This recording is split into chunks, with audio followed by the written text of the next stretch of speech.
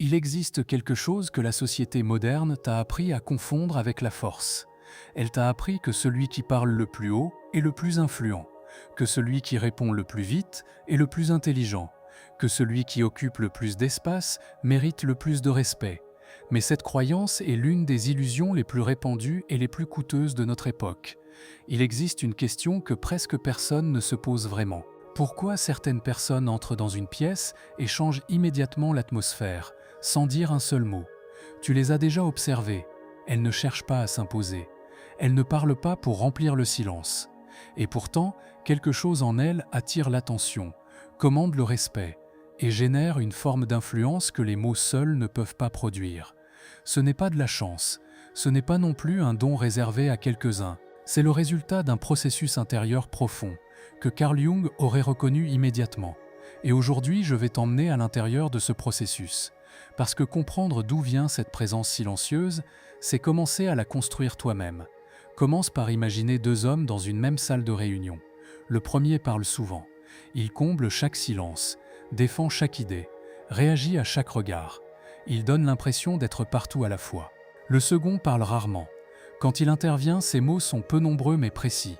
Les autres s'arrêtent. Ils écoutent. Ils retiennent. Tu pourrais croire que le premier possède plus de pouvoir. Mais observe attentivement ce qui se passe dans la semaine, dans le mois, dans l'année. C'est le second que l'on consulte en premier.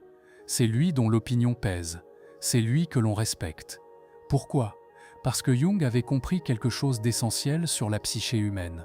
Il avait compris que ce que nous montrons au monde, ce qu'il appelait le persona, n'est jamais la totalité de ce que nous sommes. Et lorsque le persona est trop bruyant, trop démonstratif, trop anxieux de plaire, il révèle une chose que nous préférerions cacher. Il révèle que quelque chose à l'intérieur est fragile. Le persona, cette façade que nous construisons pour naviguer dans la société, n'est pas un problème en soi. Nous en avons tous besoin. Mais quand il devient un masque que nous portons par peur d'être vus tels que nous sommes réellement, il consomme une énergie immense. Et cette énergie épuisée, c'est celle que tu ne peux plus utiliser pour construire, pour réfléchir, pour créer de la profondeur. Tu l'as peut-être déjà ressentie. Cette fatigue après une journée où tu as trop parlé pour être accepté. Cette tension après une conversation où tu t'es trop justifié. Ce vide après avoir cherché l'approbation de quelqu'un dont l'opinion, au fond, n'aurait pas dû compter autant. C'est le coup du persona non maîtrisé. Et Jung appelait ce que tu caches derrière lui l'ombre. L'ombre est la partie de toi que tu n'as pas intégrée, les émotions que tu as jugées trop intenses, les désirs que tu as crus inacceptables, les vérités que tu as préféré ne pas regarder en face. Quand l'ombre n'est pas reconnue, elle agit seule. Elle se manifeste dans les réactions excessives, dans les colères disproportionnées, dans les besoins de validation que tu ne comprends pas toi-même. Elle te contrôle sans que tu le saches. Et c'est précisément là que se trouve la clé de tout ce que nous allons explorer ensemble aujourd'hui. La vraie force silencieuse ne naît pas d'une technique. Elle naît de la connaissance de soi. Elle naît du moment où tu as le courage de regarder en face ce que ton ombre contient. Parce que celui qui a fait ce travail n'a plus rien à prouver. Il n'a pas besoin de crier. Il n'a pas besoin de convaincre. Il est ancré. Et l'ancrage est invisible mais perceptible par tous ceux qui l'approchent. Jung parlait de l'individuation comme du chemin vers la totalité. Ce processus, au cœur de toute sa pensée, c'est l'intégration progressive de ce que tu es vraiment, lumière et ombre réunies. L'individuation n'est pas un état que l'on atteint une fois pour toutes. C'est un mouvement continu vers l'intérieur. Et chaque fois que tu choisis de ne pas réagir impulsivement, chaque fois que tu observes tes émotions sans être emporté par elles, tu avances sur ce chemin. Ce n'est pas de la passivité.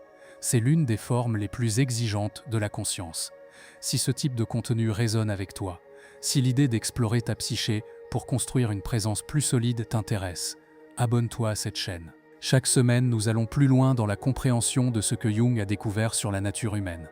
Et ce que tu trouveras ici n'est pas seulement de la théorie. C'est une invitation à te transformer de l'intérieur. Revenons maintenant à quelque chose que tu connais peut-être très bien. La réactivité. Pense à la dernière fois où quelqu'un a dit quelque chose qui t'a blessé, ou provoqué, ou mis en colère. Quelle a été ta première impulsion? Répondre immédiatement, te défendre. Expliquer ta position. Montrer que tu n'es pas ce qu'on insinuait. Cette impulsion est naturelle, elle est même biologique. Mais Jung avait une perspective différente sur ce mécanisme. Il disait que ce qui nous affecte le plus profondément chez les autres est souvent le reflet de ce que nous n'avons pas encore accepté en nous-mêmes.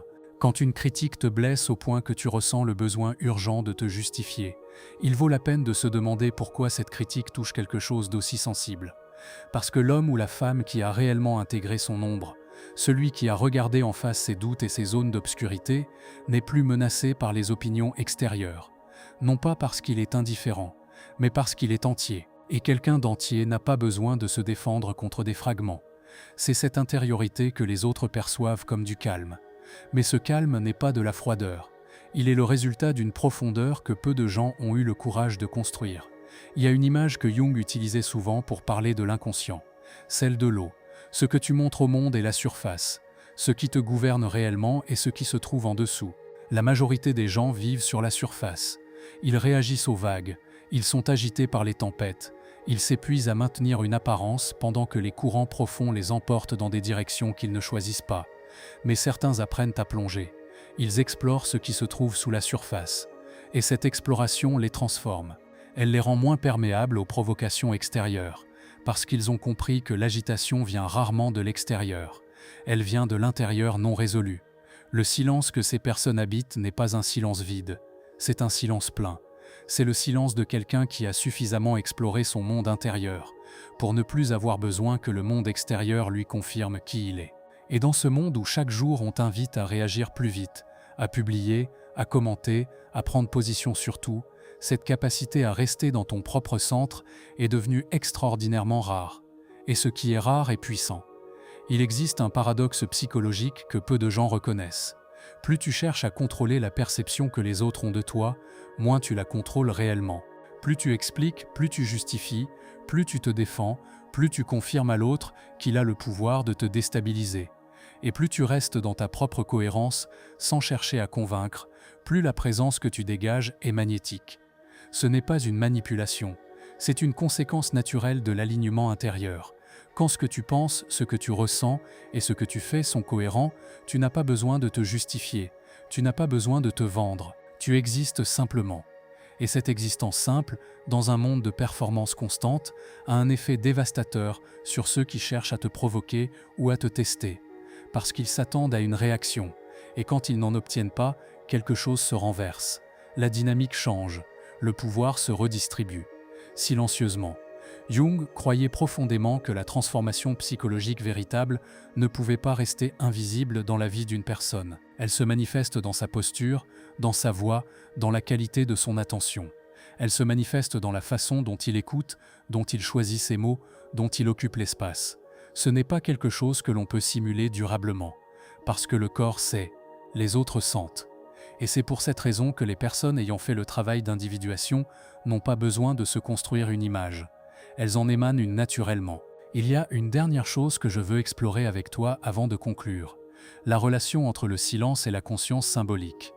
Jung pensait que l'âme humaine fonctionnait en symboles, en images, en archétypes. Il croyait que lorsque nous ignorons cette dimension symbolique de notre vie intérieure, nous devenons mécaniques. Nous réagissons comme des machines. Stimulus et réponse, provocation et réaction. Mais lorsque nous développons une relation consciente avec notre monde intérieur, quelque chose de remarquable se produit.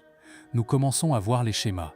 Nous commençons à percevoir ce qui se joue réellement dans les interactions, au-delà des mots, au-delà des apparences. Et cette perception est une forme de pouvoir que l'argent ne peut pas acheter et que la performance ne peut pas imiter. C'est la clairvoyance qui naît du silence cultivé.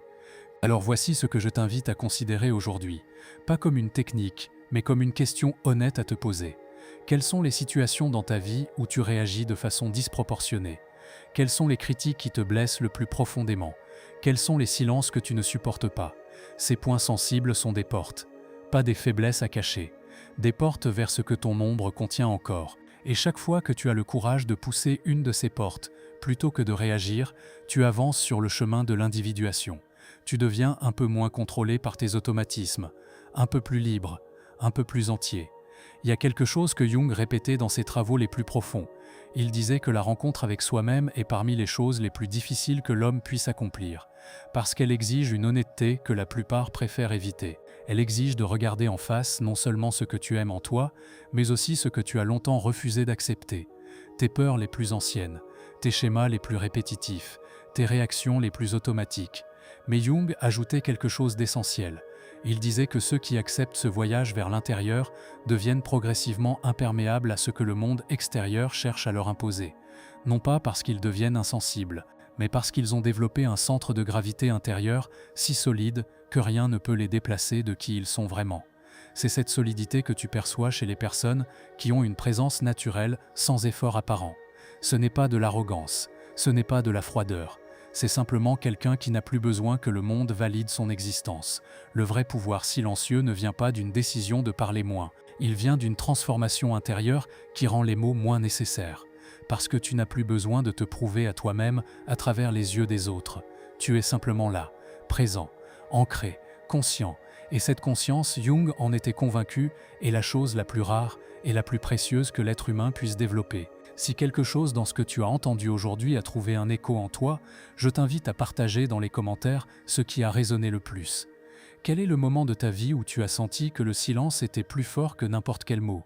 Et si tu veux continuer ce voyage à l'intérieur de toi-même, la prochaine vidéo t'attend. Le vrai pouvoir ne fait pas de bruit. Il se construit dans l'obscurité, se consolide dans le silence et rayonne sans effort quand l'intégration est réelle.